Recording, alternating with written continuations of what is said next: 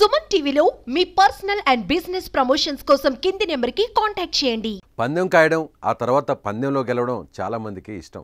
పందెం చిన్నదైనా ఓడిపోతే చిన్నతనంగా భావిస్తారు కొందరు. మరికొందరు అర్థం లేని పందాల కోసం ప్రాణాలకు పణంగా పెడతారు. మరికొందరు తాగిన మైకంలో పందాలు కాస్తుంటారు. అలాంటి ఘటన ఇప్పుడు ఆంధ్రప్రదేశ్లోని ఎన్టీఆర్ జిల్లాలో చోటు చేసుకుంది.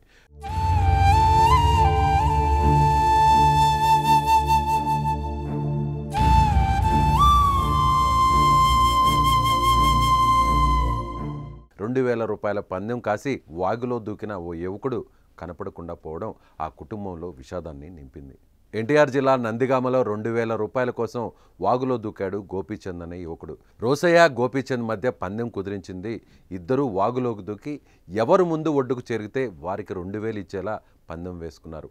పందెంలో భాగంగా మున్నేరు వాగులోకి దూకారు ఇద్దరు యువకులు.